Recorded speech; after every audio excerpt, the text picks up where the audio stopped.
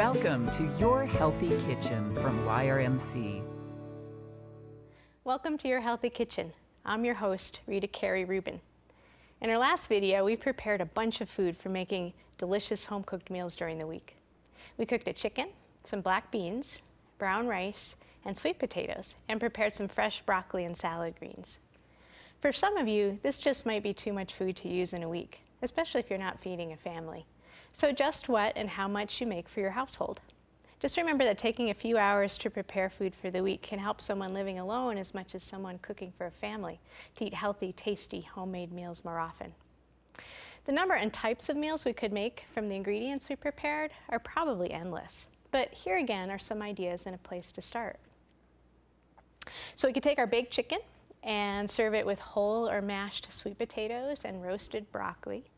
We can smash up our black beans and serve them on tostadas with roasted broccoli, cilantro, jicama, or other vegetables, or we can make some broccoli tacos. We can have a black bean and rice bowl, some yamadillas, which are sweet potato quesadillas, a green salad with chicken, quick chicken soup with rice, healthy fried rice with loads of vegetables, and the list could go on.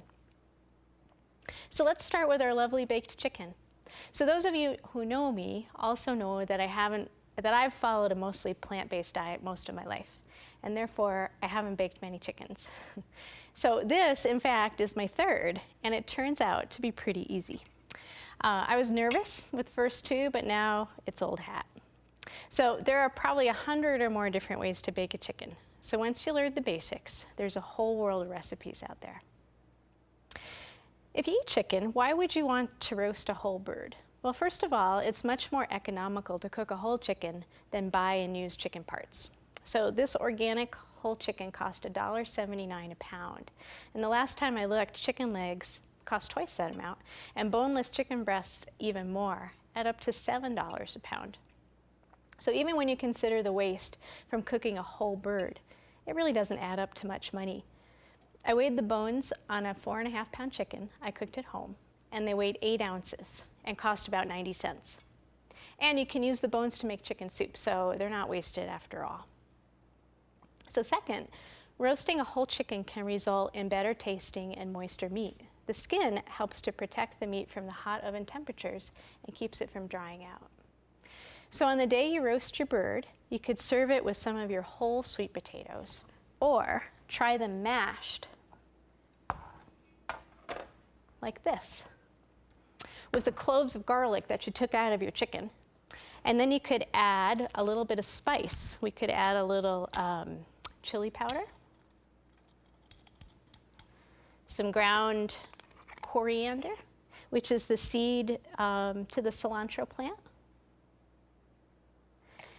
and a little cumin. And you know, when you add seasonings to things, taste as you go, because you can always add more, but it's hard to take it out if you've got too much. So we'll just smash our sweet potatoes up. And if we want, we can add some olive oil, a little extra salt and pepper. It makes a really nice side dish. So after you take your chicken out of the oven, you'll want to let it rest at least 15 minutes before slicing it. Resting meat after cooking it actually allows the muscle fibers to relax and then hold on to more of their juices. So while your chicken is resting, we can roast some broccoli. Okay, in spite of bearing the brunt of more than a few bad vegetable jokes, broccoli really is a lovely, versatile vegetable, which can be delicious. It's usually inexpensive, and it lasts a really long while in the refrigerator. It's also one of the healthiest vegetables you can eat, protecting us from different types of cancer and heart disease. And if you're interested, check out some of the research on the benefits of broccoli at a great website called nutritionfacts.org. You can find the link by going to the Health Connect and clicking on the link to Your Healthy Kitchen.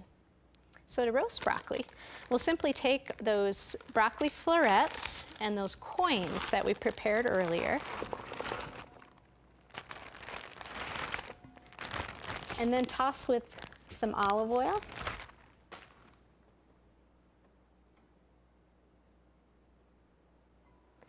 a little salt, doesn't take much, and some black pepper.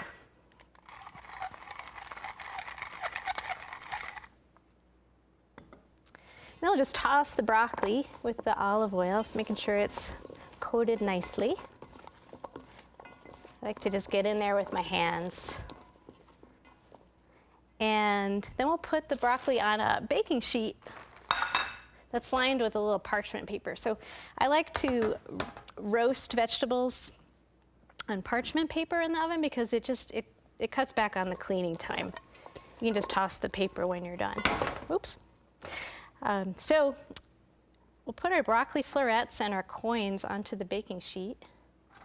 And in a perfect world, all broccoli florets would be the same size, but they're generally not. So if you have some that are larger than others, you want to put the bigger ones on the outside rim of the baking sheet. That's where it gets hotter, and the larger pieces of broccoli just take longer to cook. And then some of your coins and the smaller pieces of broccoli can go on the inside of the sheet. And it's good to leave a little bit of space between your broccoli florets and coins just so they roast up nicely. They have a little air circulating around them. So we'll put our broccoli in the 400-degree oven, and they'll cook in about 15 to 20 minutes. Taste them about 15 minutes in, taste and see if they're done the way you like them. If you like them a little more crunchy, you'll take them out of the oven sooner than if you like them a little soft. And if they haven't browned well enough for you, crank the temperature of the oven up a little bit to about 425 degrees and cook them for a few more minutes. But keep an eye on them because they'll burn really quickly. So I'm going to grab some that are cooking in the oven right now.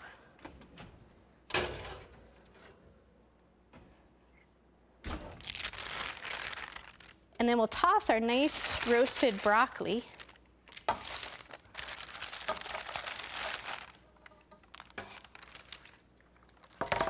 with some lemon zest, some more black pepper,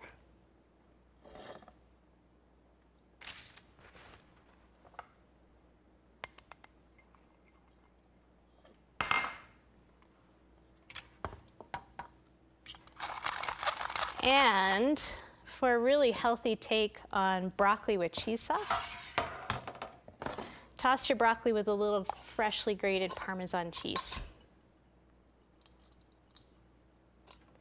One taste of this and you'll never go back to Velveeta.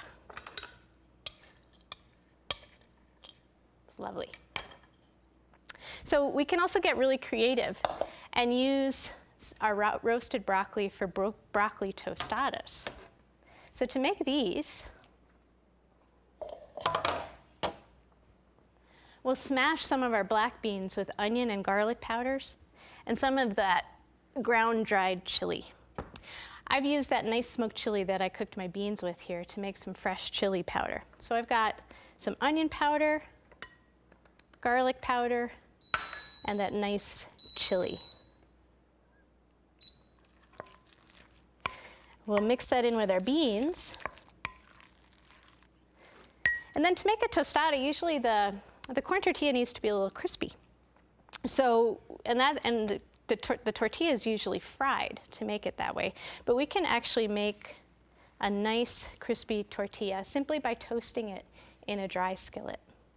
So as soon as this gets toasty, what we'll do is we'll spread a little of our mashed black beans on the tortilla.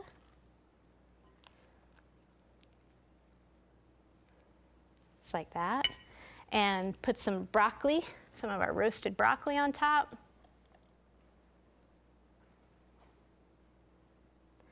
And I like to put a little crumbled goat cheese on top as well.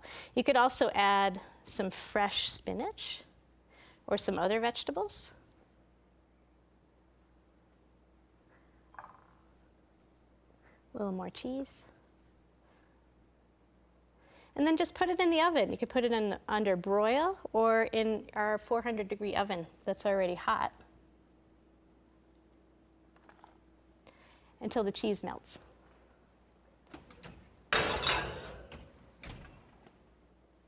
So my broccoli tostada recipe was inspired by a broccoli taco recipe in this wonderful little book called Broccoli by Tyler Cord. He's a chef in Brooklyn, New York, and his recipe is available for you along with other recipes at yrmc.org. Check it out. It takes a bit more preparation than many of the other recipes in your healthy kitchen, but it's well worth the effort. Another favorite way to eat black beans, another one of my favorite ways, is just in a bowl with rice and a variety of vegetables. So just some black beans with rice. We can add fresh tomatoes, some fresh chopped bell pepper, chilies, cilantro, whatever you'd like, and serve with a warm corn or whole wheat tortilla. This is simple, healthy food that is so easy to prepare in just a few minutes if your rice and beans are ready to go and cooked. So black beans also go really well with sweet potatoes. You could try them in a burrito with some roasted chilies and salsa. So remember, all of these recipes are available at yrmc.org. Just go to Health Connect and click on the link to your healthy kitchen. In our next video, we'll prepare a few more delicious meals with our lovely ingredients. But until then, eat your broccoli, and we'll see you soon.